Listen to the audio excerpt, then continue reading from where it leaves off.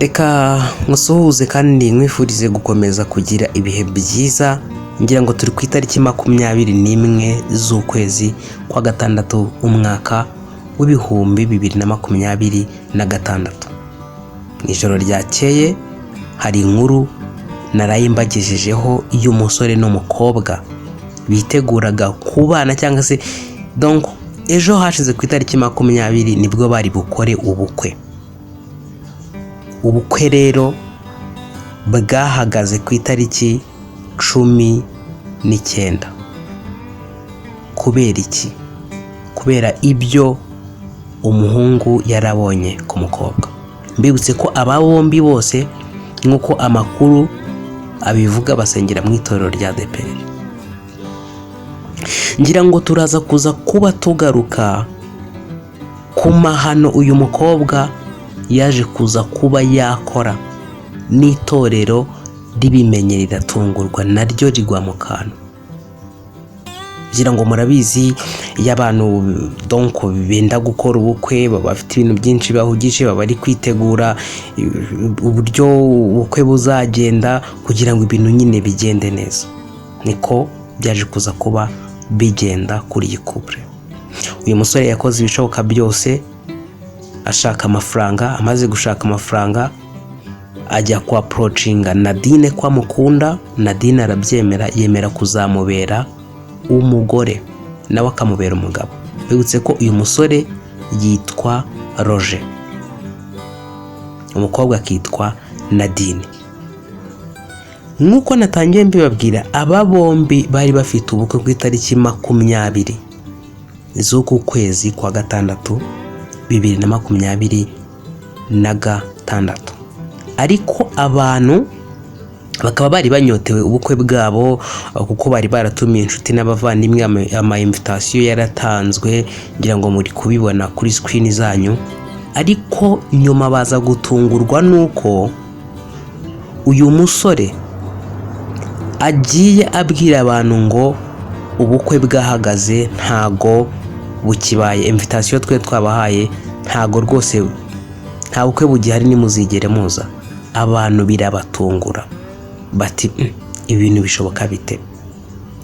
Kumbi uyu muhungu akimara kuva mu murenge n'uyu mukobwa, hari amakuru ngo yagiye atohoza hanze, amenya neza ko uyu mukobwa atwite inda.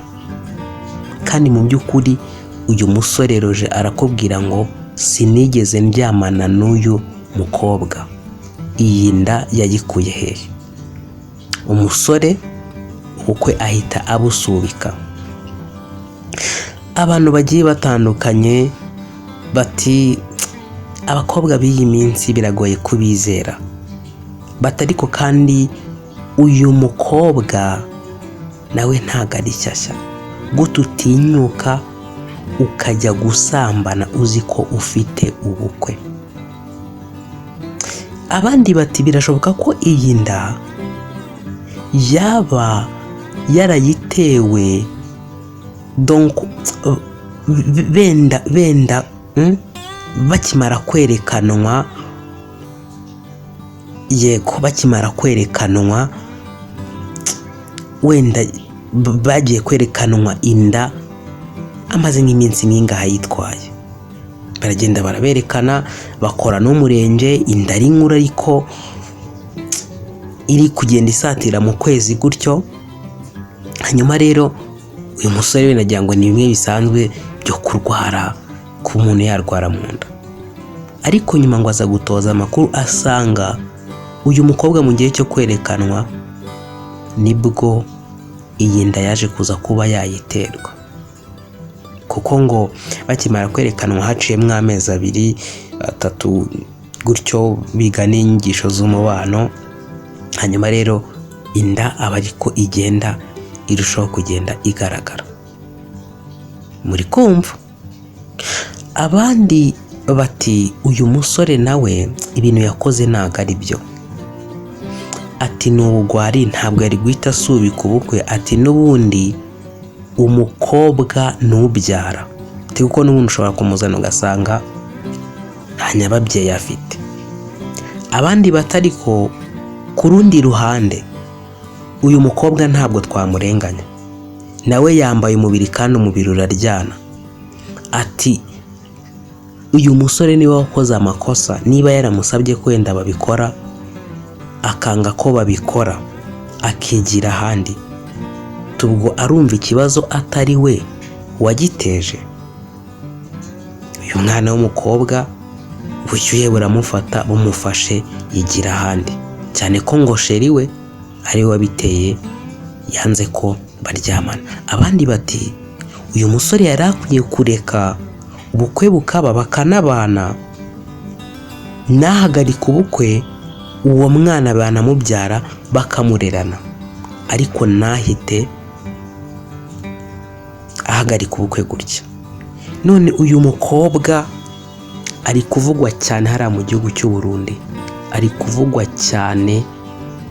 Bati abakobwa b'ubu, abakobwa b'iyi minsi, iti abasore twaraguwe n'inderera abandi, nyine ibintu byinshi. Uyu mukobwa niwe niwe utaramiweho hariya mu gihugu cy'u Burundi, kuko uyu mukobwa ukuntu bari bamuzi nk'umukobwa witonda, umukobwa ucisha make rwose cyane. Ariko ngo baza gutungurwa no kumva ngo ku munsi w'ubukwe ngo indangwe ngo arayifite. Umusore akajya ati ko nigeze ndyamana nawe, iyo nda yayikuye hehe?